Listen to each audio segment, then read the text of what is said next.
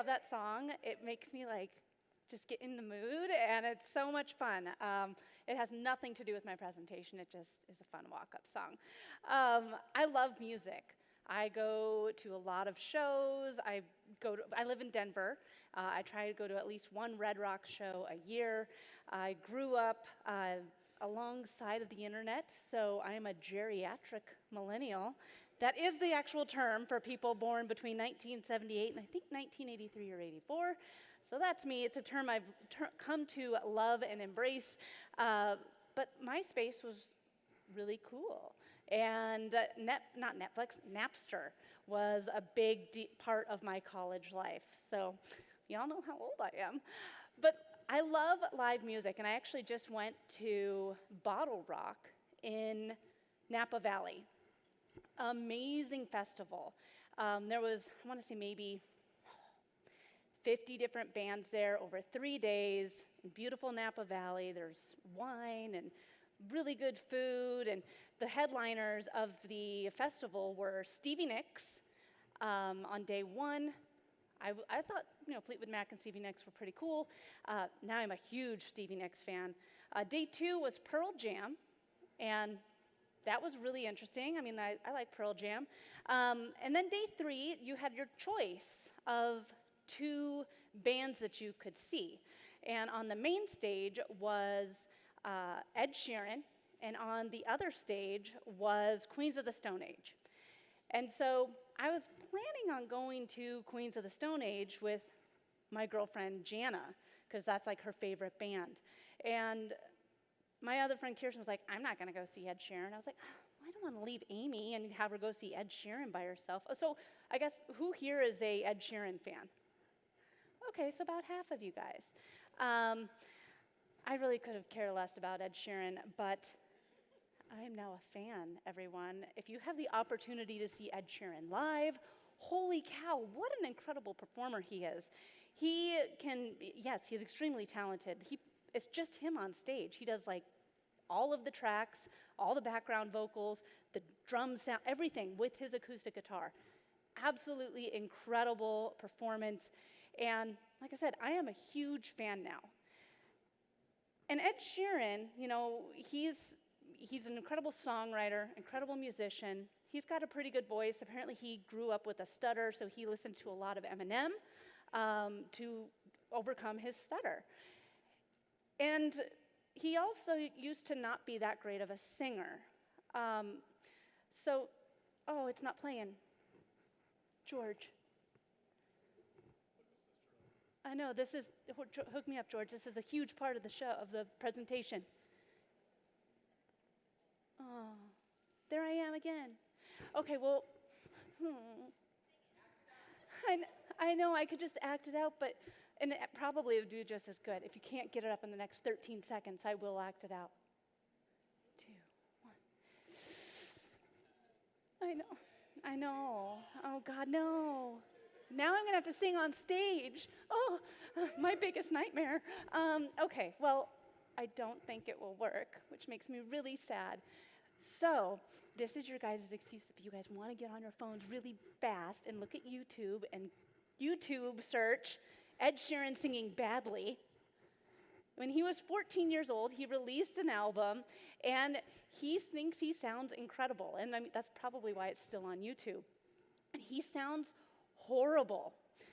Again, it really has a much better effect when you can actually hear how bad he's singing, because he's amazing now. But the whole purpose behind the video that I was going to share was that we all start somewhere. We all have our moments where we think we might be sounding really good, but in all reality, you're sounding terrible. But what needs to happen here is practice. If you want to listen to some terrible episodes of Rocky Mountain Marketing, I don't know if that was him trying to sing, but I will try and change this now. This is amazing. Okay, so the next slide was a picture of me, and it says what I do.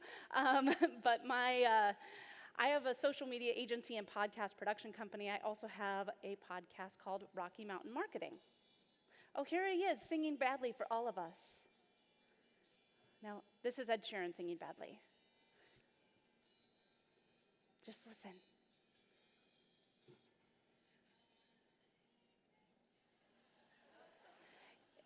So it's pretty rough.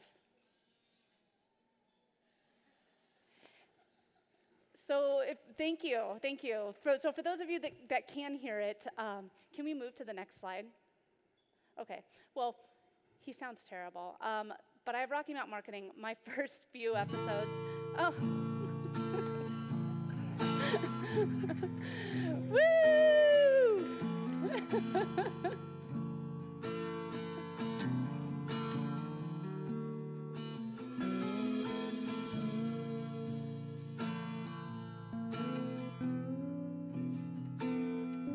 The guitar doesn't sound great, not like it does now with the new music. I think I took too much.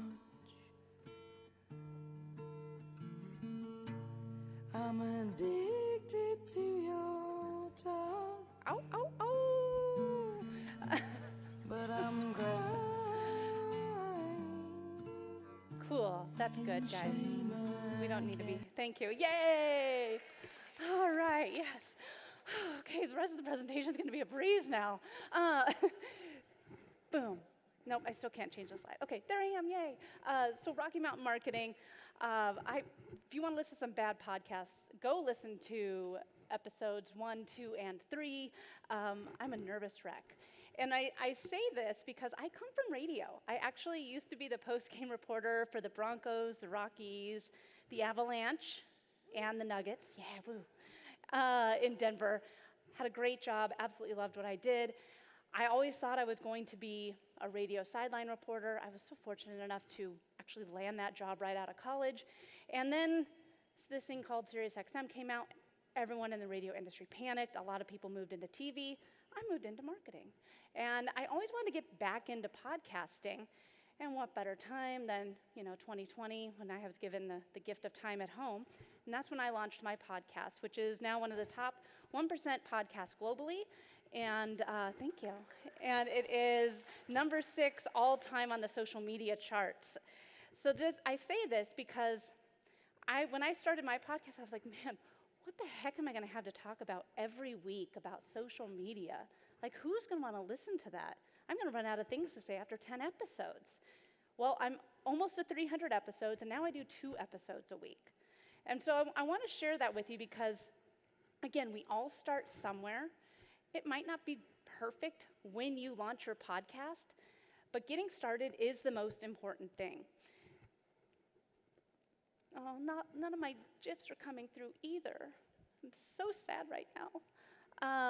Okay, so the power of podcasting. So with podcasting, and it's not even formatted on the screen right. Gosh, I'm going to have to read all this. Okay, so there's growth in numbers of podcasts and listeners. So over 2 million podcasts and more than 48 million episodes as of 2024. And with this number, keep in mind, not all of those podcasts are still getting fresh content every week. There's a lot of dead podcasts. So many that the average podcast lifespan is only 6 episodes. And then people give up, they stop, they get busy. Consistency is your friend. And if you're not building out a strategy for your podcast, then you are going to get the pod fade, quote unquote, and you aren't going to want to continue with your podcast. So you have to understand before you even launch, so who here has a podcast now? Okay, great. So before you even launch a podcast, know what it is that you want to have come from having a podcast. Is it lead gen? Is it, is it networking? What is the goal behind it? And if you don't know, if you're like, I just heard this lady talk on stage and she panicked over an Ed Sheeran video and she said, start a podcast, so I did. That's not the reason to start a podcast. Start your podcast and know what the end goal is and what the main objective is behind having it. Like I said, this isn't formatted correctly, but 80% of all podcast listeners to listen to all, I think the rest of it says listen to all of your podcast, or at least 75% of it. And if you are showing yourself for 80% of a 30-minute conversation, that builds know, like, and trust faster than anything else out there. And podcasting is audio. You know, you can tell when I got all nervous, when the video didn't show. My voice got a little bit faster. The octave went a little bit higher. I started making terrible jokes. You can tell so much about somebody and get that deep connection with them by hearing them speak. You can hear if somebody's just reading a page off of Google. You can hear if somebody gets really excited about something or if they're bored out of their mind. When you have an audio aspect part of your marketing plan, you're going to build the know, like, and trust factor faster than any other marketing out there. And then last but not least, the audio content can be used a variety of ways, whether it's repurposing it into YouTube videos, whether it's repurposing it into LinkedIn newsletters, if it's repurposing it into a blog, if it's repurposing it for SEO. I'm so glad that I'm at the end of the day today because now I get to talk about a lot of stuff that we already heard on today. So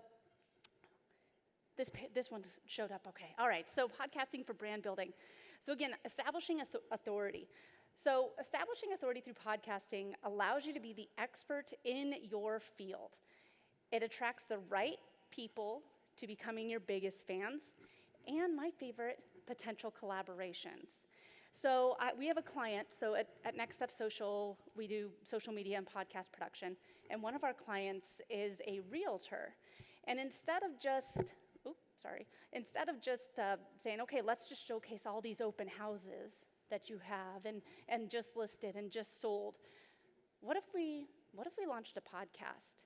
She wanted to grow her network and establish herself within the community as being the go-to source that knows everything in her city.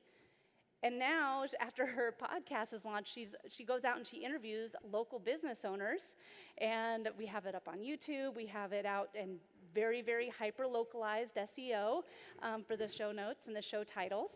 And all of that, now people have actually put her name on the ballot for city council because everyone in her community knows who she is, and they think of her first when they think about who better to know our city than this person. So it establishes your authority depending on what your end goal is. For her, it's to be the go-to source in her city. Whether maybe it's you want to be known as the local SEO expert. You can go out on podcasts and just talk about localized SEO. Whatever it is that you want to be known for, you can establish your authority very easily on podcasts, either by having your own or by being a guest. Connecting with your audience, podcasts offer a unique opportunity to build a deeper connection with your audience through your voice and your personality. Like I said before, you can tell if somebody's really into what they're talking about or if they're bored. You can tell if they're reading or if they're uncomfortable. You can build this connection with people without ever setting foot in the same room with them. And then last but not least, like I said, leveraging guest appearances. Being a guest on other people's podcasts allow you to reach new audiences and establish your brand in a different niche. If you want to get some more SEO, like Rich said earlier, the show notes, getting people back over to your page. If you want to network with other people and get to know them, there's amazing ways for you to grow your network through podcast guesting. One of my favorite tools is called Podmatch. And if you are interested in being a guest on other shows, go to podmatch.com. And it matches you. It's like Match.com, but for podcast hosts and podcast guests.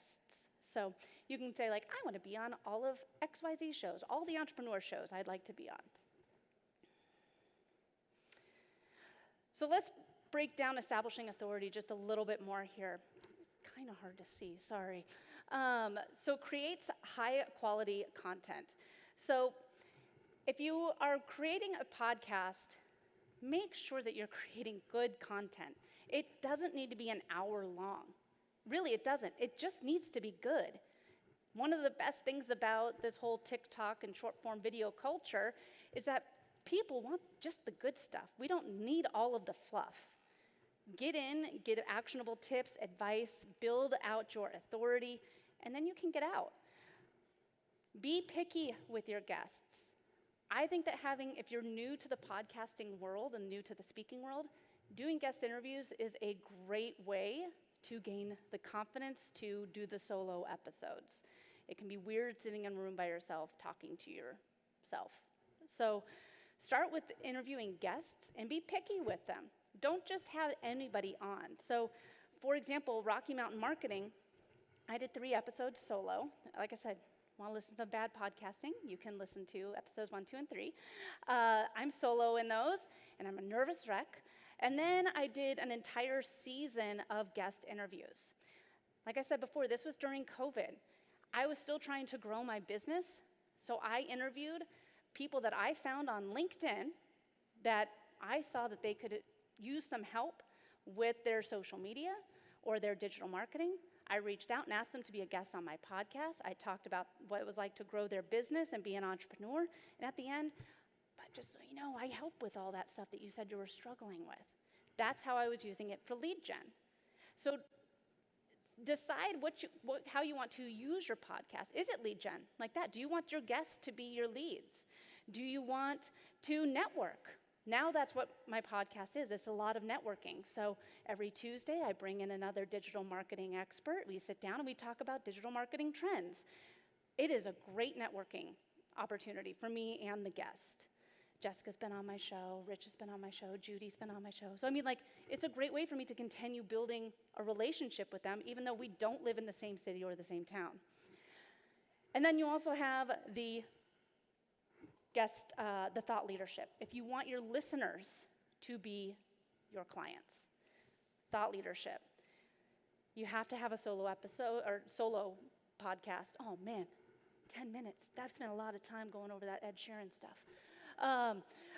If you want to have thought leadership as part of your podcast and use your audience for leads, you need to have a solo episode. Make it easy to share. So encourage your guests to promote your episodes on their platforms. We make it extremely easy for our guests to share their episodes. We create short form videos for them. We create carousel graphics, give them scripts. We give them all the links, give them the backlinks. We want to make it as easy as possible for our audience, for our guests to share it with their network. So make it easy to share if you do have guest interviews, because otherwise people are going to come on your show and then they'll be like, all right, and you're not going to get any more listeners coming in. But again, you have to know who you're promoting your show to before you make it, start inviting all these guests on. And then writing articles and blogs. This is another great way to, again, expand your reach, expand your SEO. Like Judy said earlier, you can take your transcript into a tool, have it build out the article or the blog for you, the newsletter, you name it. Now, I do have like Chad said earlier, I just wrote a book. It's called The Social Shift, and it's about posting less on social media, using my 4-post strategy. So this here is my 4-post strategy, and I'm just going to tell you right now, nobody goes to Instagram to listen to a podcast. So if that's your promotion and how you plan on promoting your episodes, you're out of luck. So no one's going to go there and be like, oh, thank goodness, I happen to be scrolling my feed and this random new episode graphic came up. That's not going to get any new downloads, any new audience into your podcast network. The awareness to action strategy makes people problem aware and moves them through the customer buying journey to then listen to your episodes. So again, if you want to grow your show, if you have a podcast now and you want to grow your show, nobody wants to, again, like I say, hear that you have a new episode. What is it that you can solve? What problem is it that you can solve for them? Making them problem aware, making them aware of your episode topic. The next post is going to be an elaboration. So you can write a LinkedIn article, a blog, you can do a carousel post on Instagram, and elaborate on what you just made people problem aware of with your episode topic. Community, how did you overcome this? Or how did your guest overcome this problem? Making you relatable, people can identify with you. And then action, by the way, I have an entire podcast episode where we talk about this and so many more things. Don't you want to listen? That is how you're going to get more people to, again, raise their hand saying, I'd love to learn more about this. Thank goodness there's a podcast that can help me.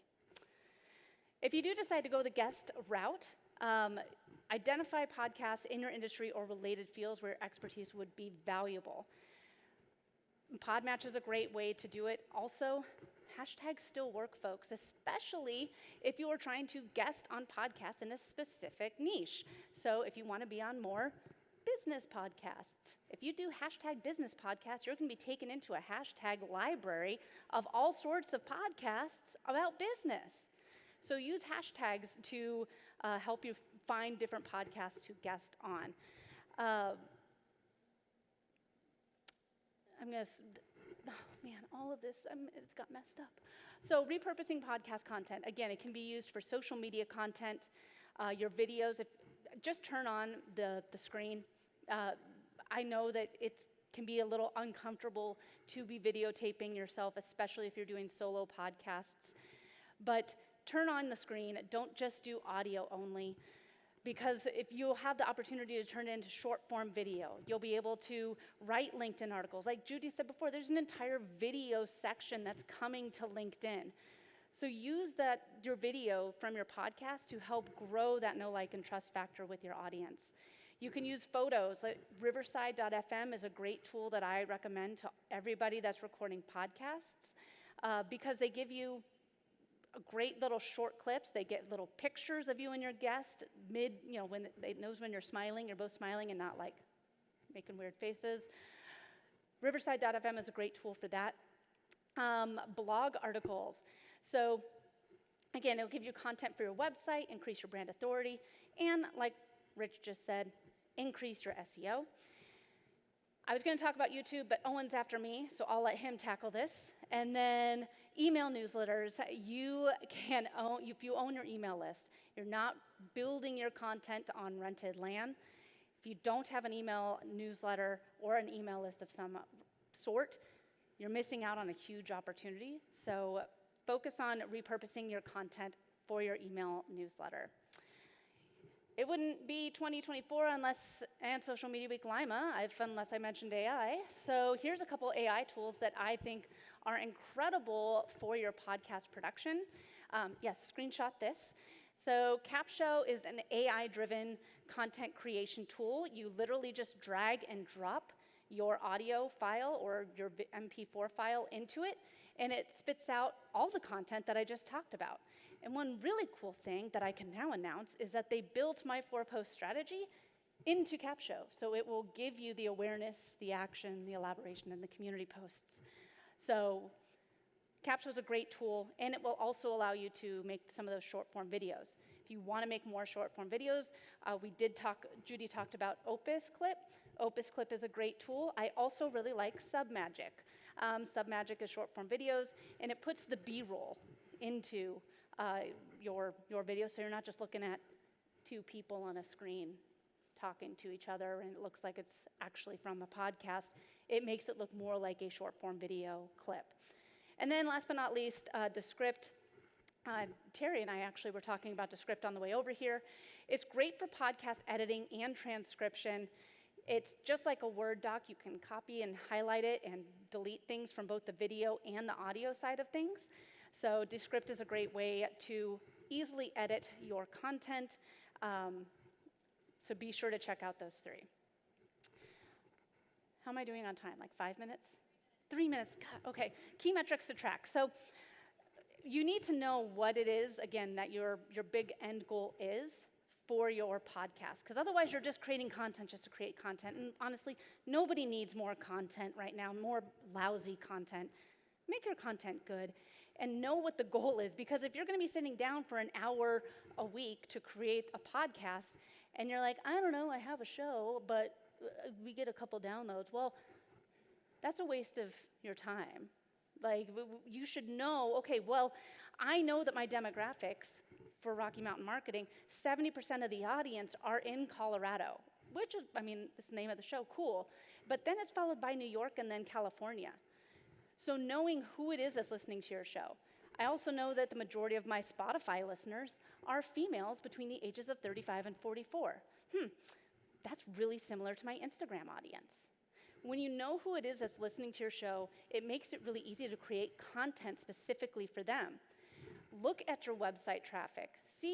So for all of my episodes where I'm actually trying to get people to, from listening to the show, to take an action, I tell a lot of people during my show, like in passing, I'll be like, oh yeah, I use this tool called Metricool. So if you want to check it out, go to katiebrinkley.live/cool. I know that anything that is katiebrinkley.live comes from my podcast. So use a Brinkley link or a short link so that you can track to see, oh, okay, this person came from the podcast. This person came from the podcast. And then looking at your audience engagements. Like I said before, nobody's going to social media to listen to your show. They're going to social media to kill time. How can you entice them to leave social media and go one step further with you? And it's by taking them through that customer journey of having someone say, hey, wait a second, I need to know more on this. The call to action of click the link in our bio or link in bio or click the link below, that is not a call to action anymore. It's not. There's a lot of cool tools. I like Stampede Social. You can do comment #podcast, and it'll set up the automatic trigger to then send people a DM with that link to the episode. How cool would it be to say oh, well, Roger, what'd you think of the episode that I did with Judy Fox? What was your biggest takeaway? That you needed to start a newsletter yesterday, right? Now I can actually have a conversation with people who are listening to my show. This is an example. I don't know if you guys can see it really well. This is an example of a spreadsheet that I use for all of my clients and for my own show. It goes right here. It just goes through I. It goes all the way through AI. So there's a whole bunch of more slots to track here. I fill this out once a quarter.